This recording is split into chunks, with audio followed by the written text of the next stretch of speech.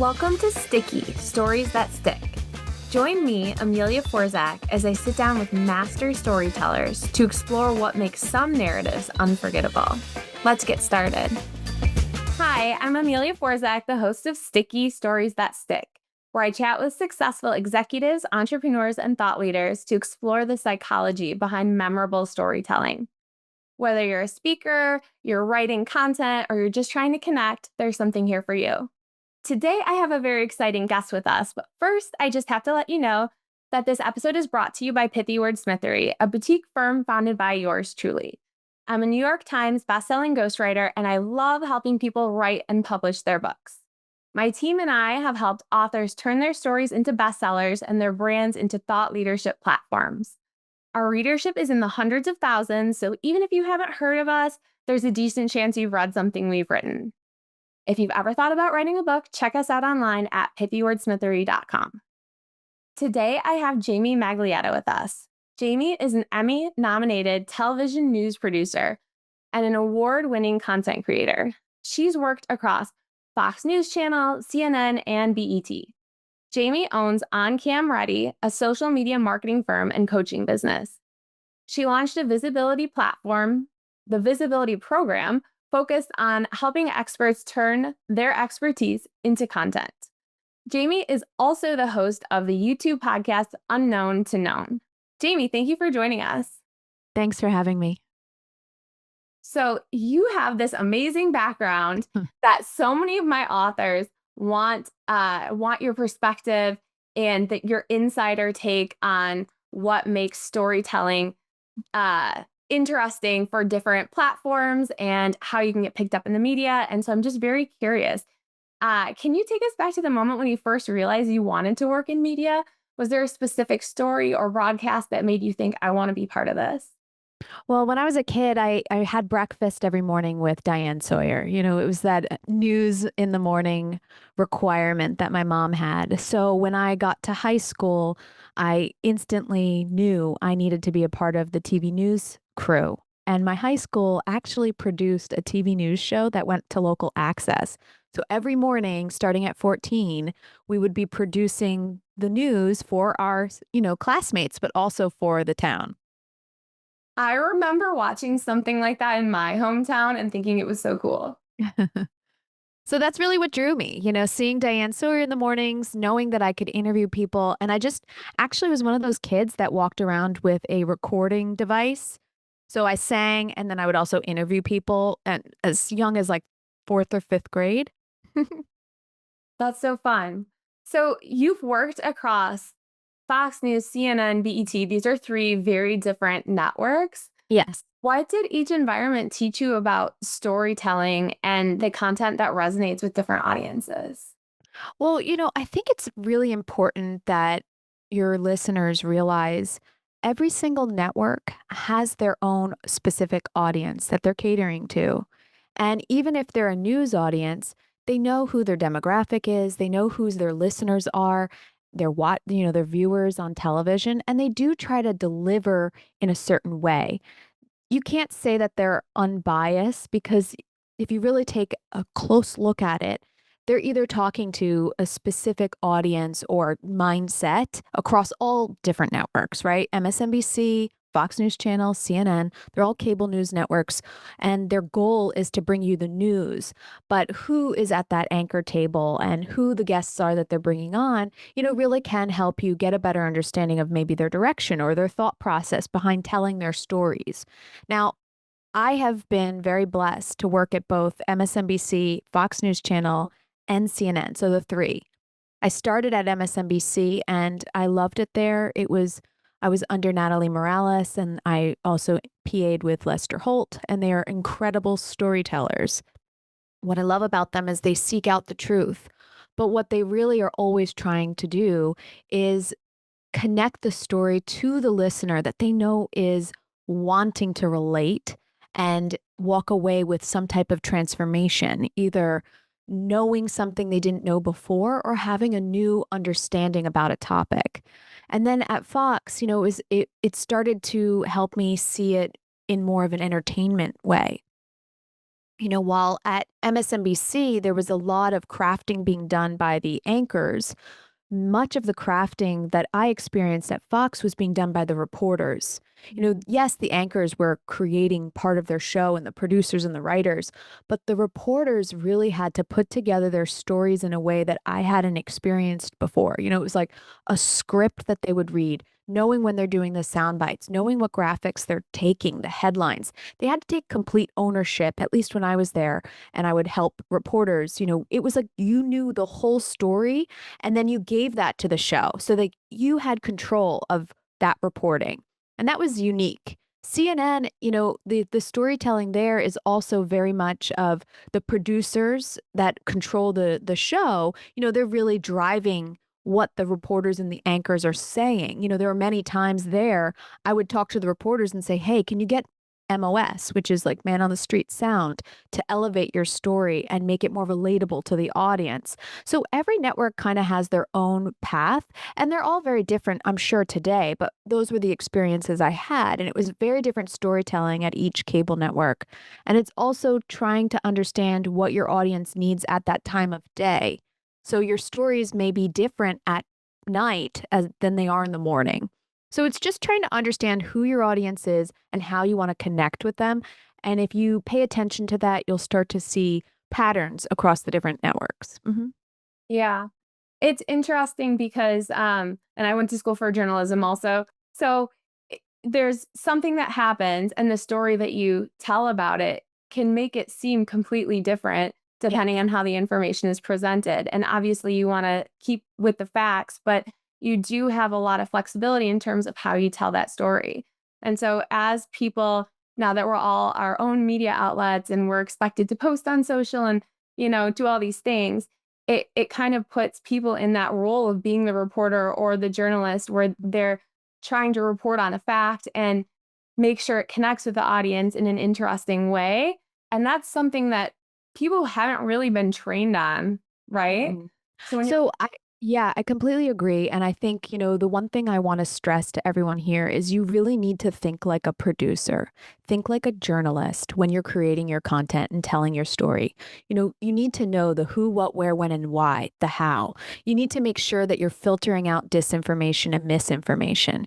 You want to be sharing your point of view and make it very creative and originally yours. But at the same time, you don't want to be salacious or spreading lies, right? So you need to make sure you know what the facts are. And every network I worked at, the facts were always so important. And it should be to your own content as well. Yeah, absolutely. So the whole think like a journalist, think like a reporter, I feel like that is intimidating, at least for my clients who are authors and aspiring authors. And I think a lot of people get caught up trying to figure out how they tell a story in a way that's interesting and is also, um, we call it like look at me-ism, where they feel like it's a little cringy to put yourself out there too much. So how do you show up and have it be interesting, but also be humble at the same time? Sticky stories aren't long, they're layered.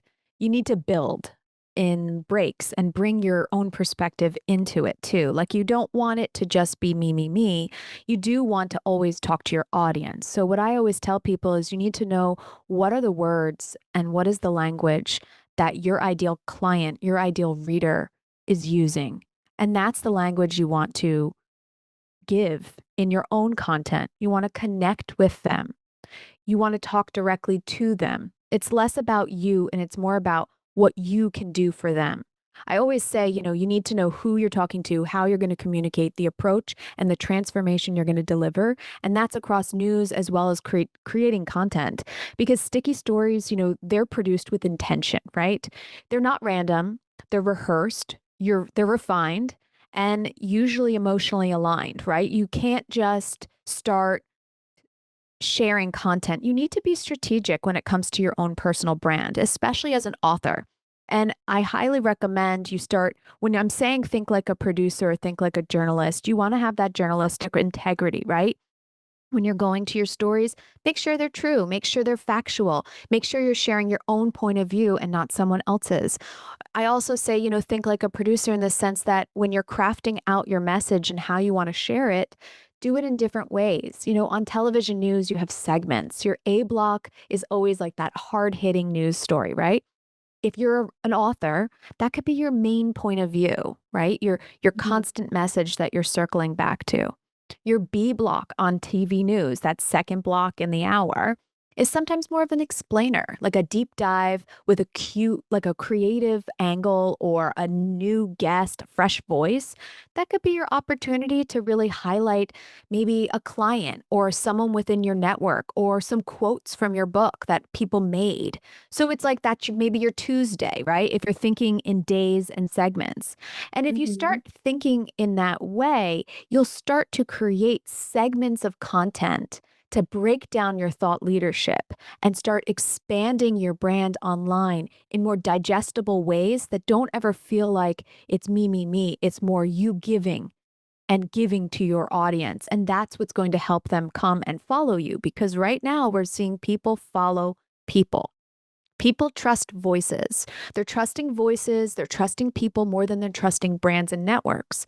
As traditional media splinters and more people start showing up and relying on what's showing up on social media, it gives you a chance to program your content like it's your own media channel. And now's the time to take advantage of that. Yeah. You're bringing up a lot of good points here. So, even though you're the person telling the story and it's your perspective, it's not always about you. You're thinking Correct. about the audience and their transformation and, sort of just being of service to them. I feel like Yeah. that's the best tip for marketing if someone's feeling shy about that is to, just come from a point of contribution. Mhm. And the Yeah, whole and I think, if you have a book, say I was working with an author and it was a financial book, and she gave a ton of pieces of advice on how to manage your finances in different scenarios. And the idea was, well, why don't you put yourself in that scenario and record a video? If you're talking about car dealerships, record a video outside a car dealership and give people tips on how to, make the most when you're making those deals and start to bring people along for the journey. Like, hey, if I'm going to this car dealership, this is what I'm looking out for. And taking Mhm. them for the ride versus just sitting at a mic in your office and just lecturing, if that makes sense. Yes. Yeah. Yeah, absolutely. So the business you have now, Mhm. you specialize in helping people become ready to be on camera, correct? Yes, and I also help them strategize their long form content into bite-sized pieces, but also taking that long form content like a newsletter, a book, and making it into more like a podcast or a YouTube show. Mhm. Yeah. Tell me about some of the clients that you've worked with. I'm assuming you're working with people, some of them are introverts, some of them have never been on camera and they're uncomfortable. What is that like getting started? I think, when it comes to showing up on camera, I wasn't always confident either. And you will, there's this one example I've given, and I'm going to share it because it just may be relatable to your audience. But I'm a millennial. So when I was a kid and you took my photo, I didn't see it for weeks, right? I Yeah. didn't. And if you were recording video on a VHS or a DVD player, right? Like one of those little tiny discs, you weren't watching it right away. Okay. Maybe you would occasionally look back, but you weren't because you didn't want to lose your place. So you had more, I believe I had more confidence then because I couldn't see the results immediately. And now, because we're in this instantaneous, you perfection desired world, it's harder. And if you're someone who's recording yourself and looking at it and instantly being like, I'm not doing this. Oh, delete that. Oh, re record. I want you to take a beat. I want you to record it a few times, maybe three. Give yourself like three takes. Say the whole thing that you wanted to say three times in three different ways, maybe sitting, standing, and walking. Three different ways. And then take a beat and look at it after maybe 5, 10 minutes. Because if you're doing that instantaneous reaction to it, you're going to see what you want to see. If you think you look awkward, you will see awkwardness. So you need to start realigning with who you are, embracing who you are as a talent and as a thought leader, and accepting your flaws too, and realizing that People want to see an authentic individual. They don't necessarily want someone who's polished and perfect. So I hope that that gives you a little bit of advice as to recording yourself and moving forward and what some clients and people need. Yeah. So I love that you're telling us it doesn't have to be perfect, and it's better if it's Definitely not not. perfect. I think that yes, people can be super critical, especially watching yourself back, listening to yourself. But I think also people should get better at it too, right? So if you're new Yeah. to it and it's like especially cringy, I think you should know that at the beginning of producing anything, there probably is a huge learning curve where you're kind of like have to go through the part where it's crap at the beginning and then it suddenly turns into something beautiful when you put enough hours in. And that's the thing. I have my YouTube show Unknown to Known, and I interviewed Allison Camerata. She was on Fox and Friends Weekend and then at CNN, and now we have a show called Sanity that we're she's one of my clients. I guess you could say that. So we have this show and it's new. New media is tough, right? But on my Unknown to Known, she talks about how she was horrible at first. And it took her a lot of repetitions to feel confident in who she was on camera. And so if she can get to Fox News Channel, right, with repetition and practice, you can get where you want to go. And it's definitely worth a listen to because she's pretty inspirational. She had this tremendously um, unique upbringing, and she just released a memoir about it. But there are so many stories out there of people who just kept going. And that's when you start to see the benefits. Like, do you really think Megyn Kelly, so Megyn Kelly is one of the top female podcast YouTubers out there right now in the news space. Do you really think it started out the way it is now? No. And she had years of Fox News Channel under her belt. But when you start something in your own home, doing it yourself, you're going to start off grainy or not as good or on platforms that aren't, industry standards, right? You're going to start there and then you need to climb and change and morph and test and realize. And eventually, when you start taking off and everyone's like, oh, wow, she's an overnight success, you'll remember, no, this was a long time in the making. And that's when you're really going to shine. Don't expect to be 10 years down the road on day one, if that Yeah. makes sense. Yeah.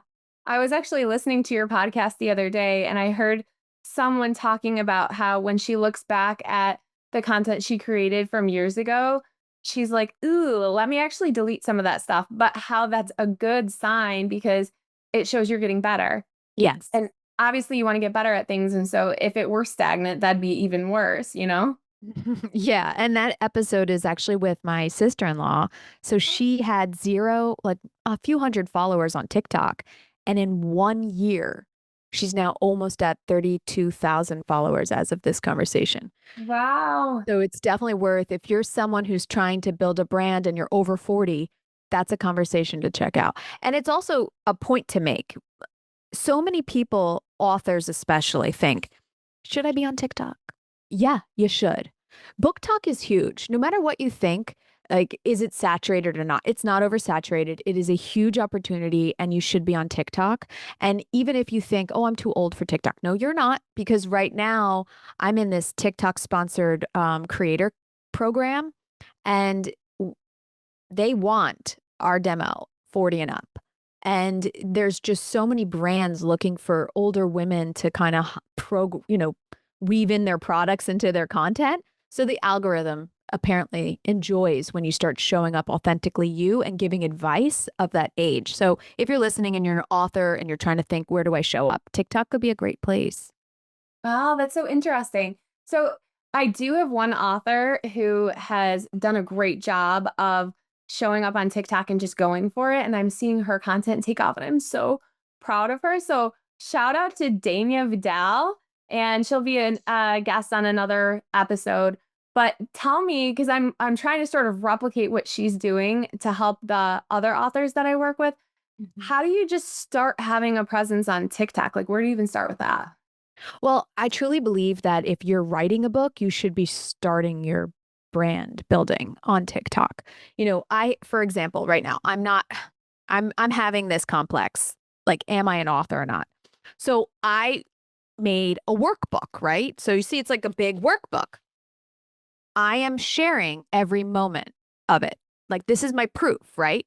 So I would say when you're writing your pages, you're doing a reel, B-roll reel of you typing and writing and Mm. addressing, editing. And then when you get your proof, going through your proof and taking B-roll of it and talking about it and building people along for the ride. The things you didn't expect, oh my gosh, I should have done a post on this on TikTok, but that's not my primary focus right now. If it were, I would have been there to talk about just making the cover alone. The process that goes into making the cover, what to include, what not to include. Um, you know, if you are trying to edit and your editor wants you to take out certain things and you aren't sure about it, you can go on TikTok and ask, like, hey, I'm putting in a section on this and this. What do you think? Should I include it or not? You could be interactive as you're creating your book, and that will help you build a brand. What TikTok wants is to feel a part of what your journey is. And if you're getting them to engage along the way, when you launch, you'll have better luck at selling it to those followers because they have been there and they've seen you struggle. And they also want to see like the transparency of it, like the hurdles, the crying, the hardship, because that does build that emotional connection. And sticky stories, as we said, they're layered and they hit the emotions. Mm-hmm. So what you're saying is kind of more like shoot your videos for TikTok like you're talking to a friend, where Exactly. you would have checked in with them and been like, "Oh, this thing was so annoying today," or "This happened." I feel like that is not how most people think about TikTok. At least for me, I'm like, "Oh, I need to have a choreographed dance." Like that's my No. that's But that you should do a dance. That'd be fun, like the book writing dance. yeah, right? That definitely feels more manageable, and it's in line with the whole Mhm. philosophy of like don't create, document.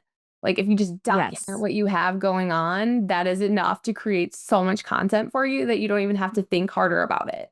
If I may, like the one thing I'll say, whenever you're doing anything, you have like that tripod next to you. Before this conversation, I had put my phone on this in front and recorded myself at the mic, fake talking even. Then I've also recorded myself walking into the room before this podcast. Why? Because I'm documenting. I'm thinking about all the different angles, right? And that's kind of what I help people figure out.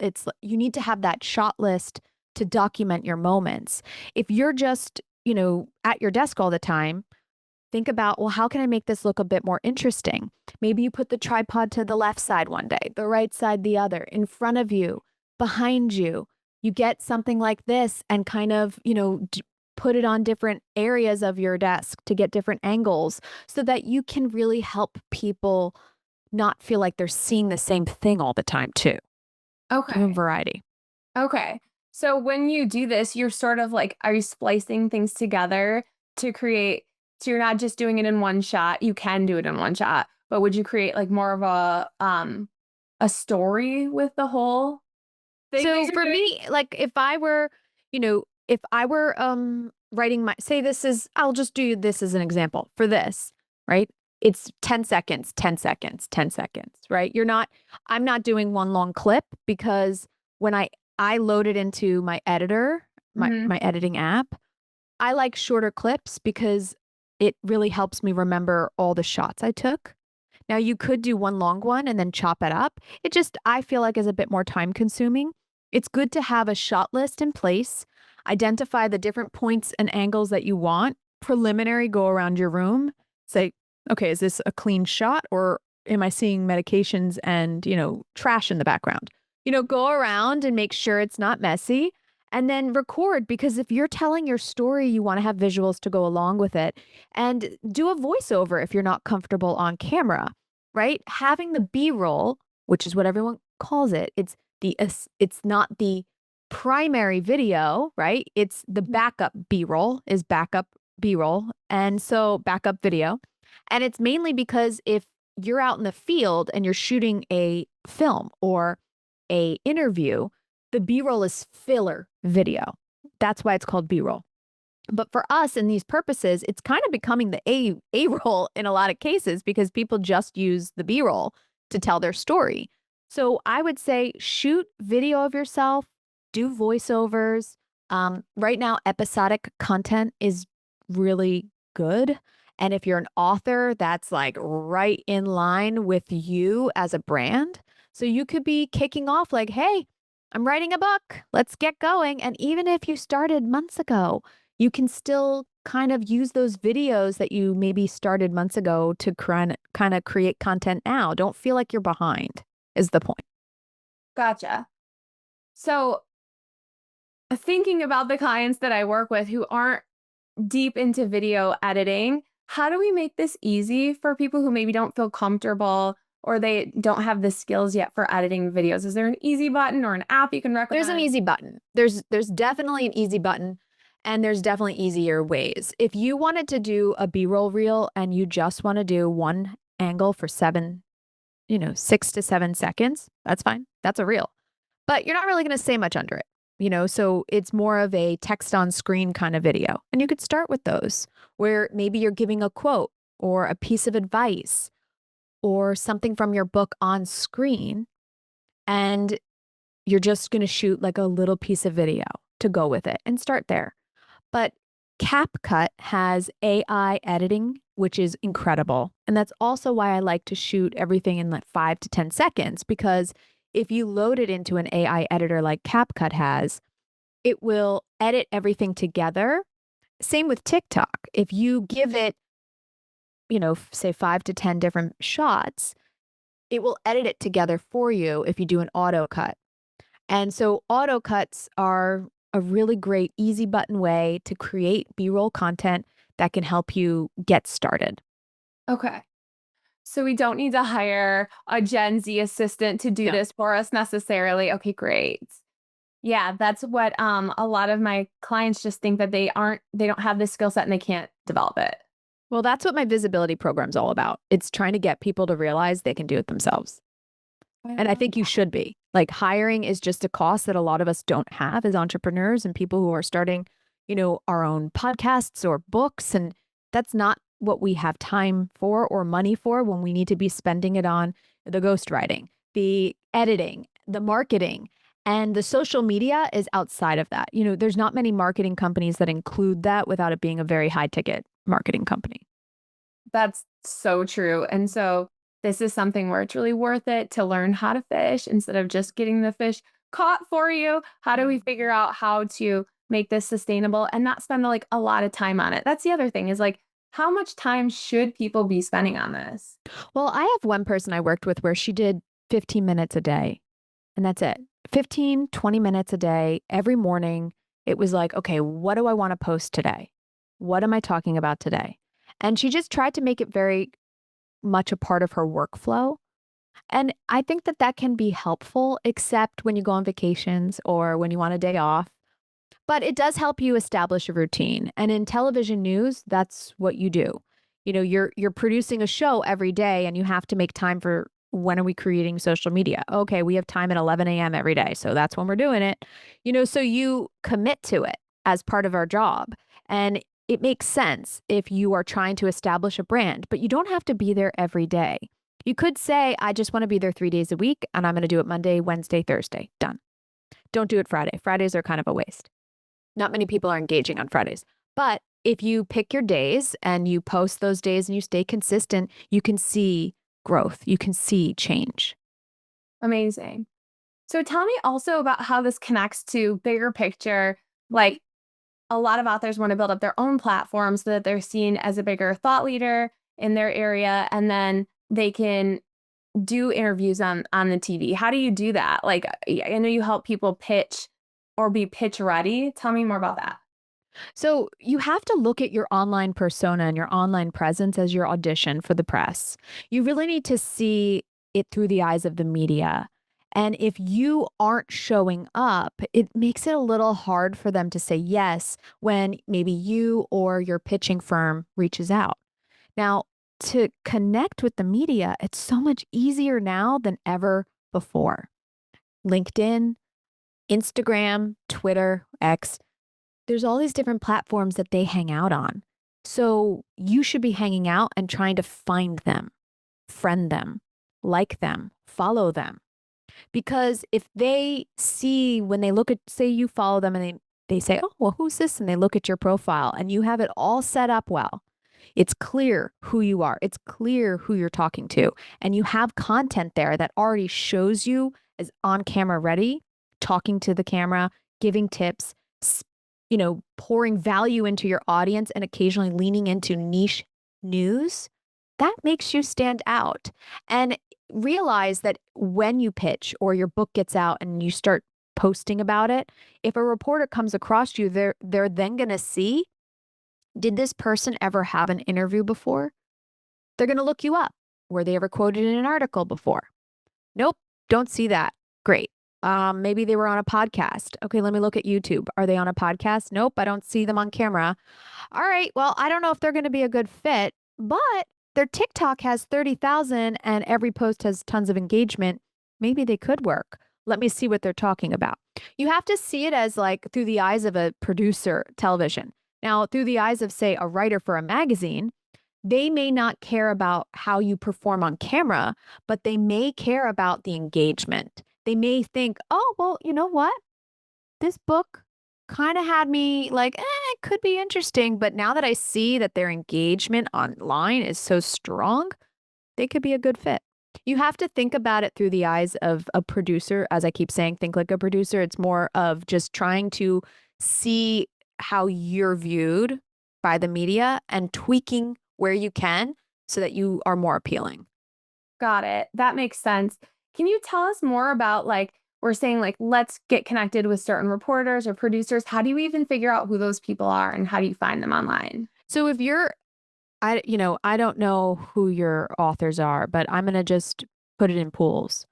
So if you're an author that is political, right? You should be looking up every single political reporter that's out there and finding them on these social media platforms and following them and engaging with their content. If you are a finance reporter, okay, who are the anchors on these business networks? And how can you find them on Twitter and LinkedIn and start trying to connect and follow and engage with their content? You are not to pitch them. Trust me. You don't want to be that person who's like, I just followed you and here's my, DM that LinkedIn allowed me to send you. And I'm going to tell you all the cool things that I'm doing. You don't want to do that.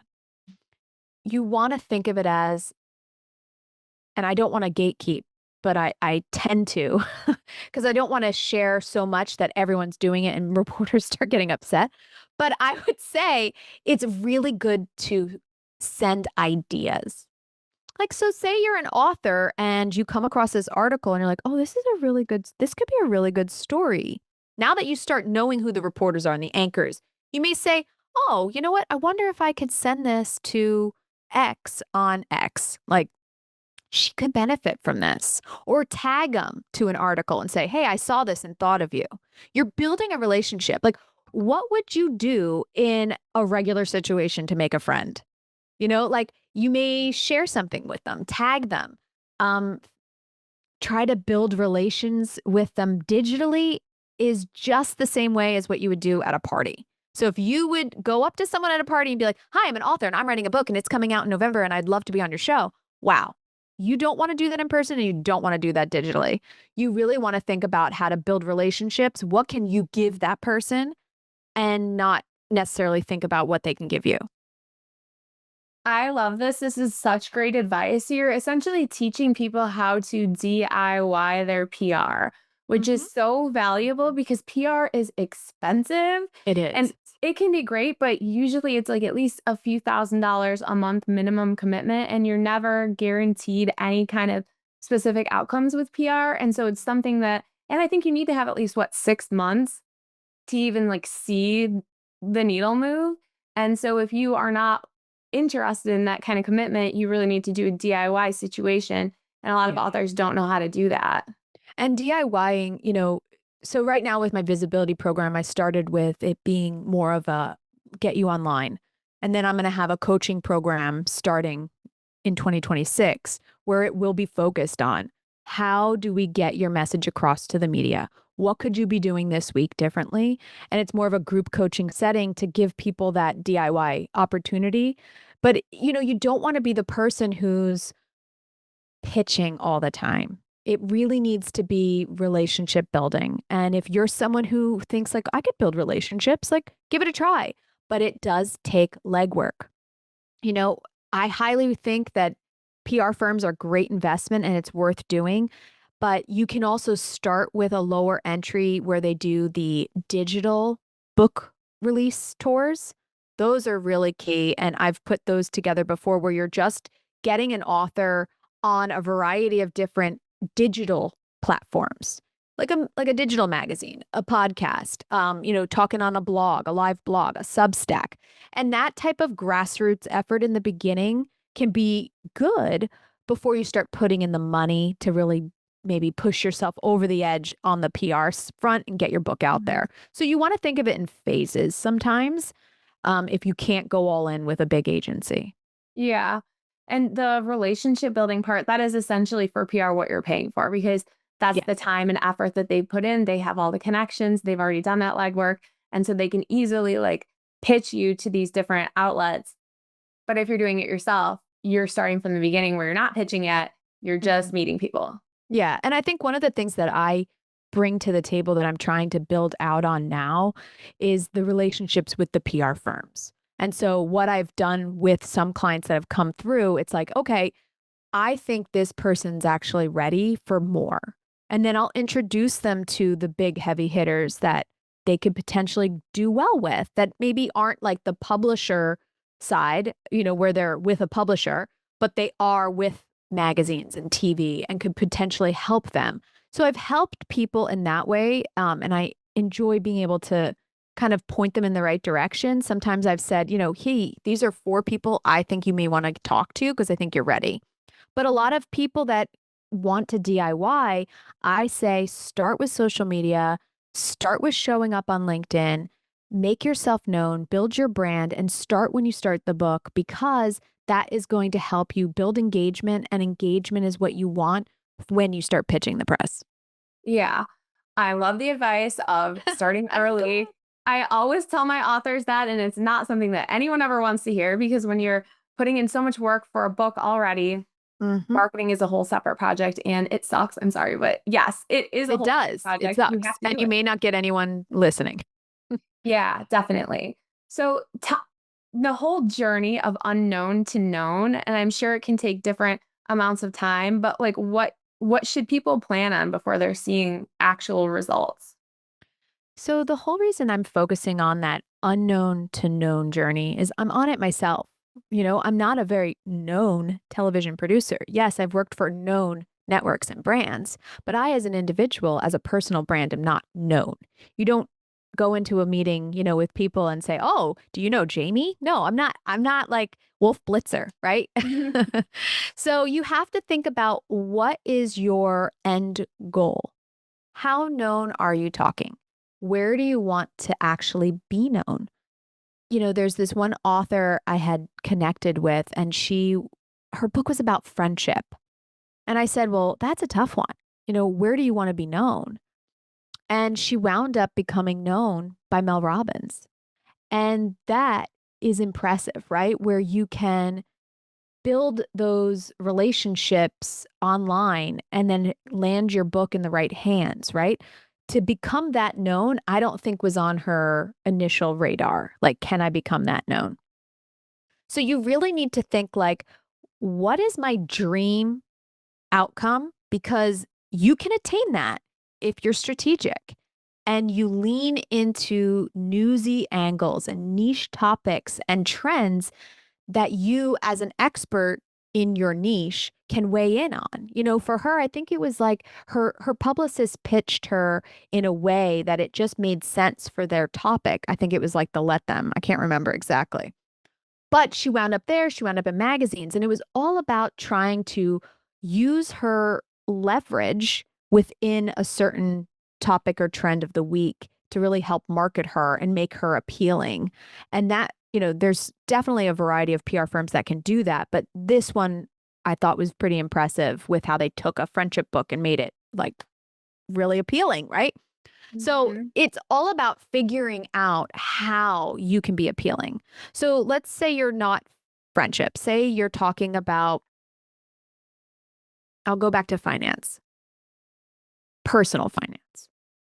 You need to see personal finance stories in the news and realize if you want people to see you as an expert, you need to be showing up with your point of view around those stories in your story on Instagram, on LinkedIn in a video or a post, maybe on X, tweeting about it.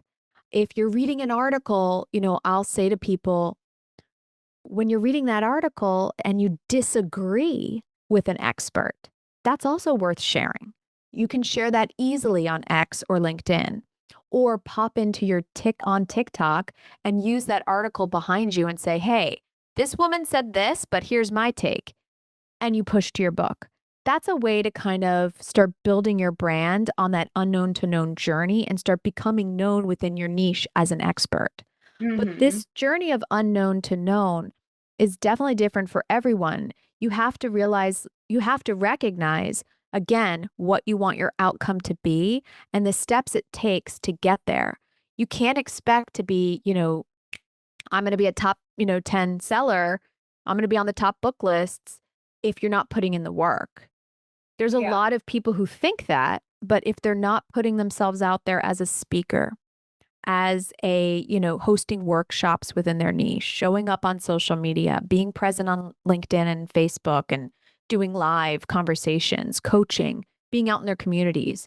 It's really hard to get people to buy your book if you're not doing all those things to build yourself up, to become known within maybe your town, within your county, within your state, within your industry, nationally. You just need to have that path and know what steps you need to take to get there. I know that's long-winded, but that journey's a long one, and you gotta start Yeah. thinking it through. So it sounds like, unfortunately, it does take work and it's not magic. I wish it's like you could just magic it up, snap your fingers, and be widely known in your industry. But it sounds like the overall journey depends on how much time you're willing to put in throughout the process. And maybe you'll get lucky and you'll have Mel Robbins love your content and want to talk about you. So good partnerships can help, cross Yes. promotions, that kind of thing. But yeah, it does seem like it's just putting in the work. Every post is programming. You're programming your story, you're producing your story with each post, and that is going to help you overall build your brand online. Think about it. When we were younger, again, I'm a millennial, so when I was younger, you went into town and you would bump into the mayor. Maybe you would see the dentist, right? And you would hear about the latest gossip. And someone might say, oh, did you know there's a floral shop coming in across the street, right? You were connecting with people in your town growing up.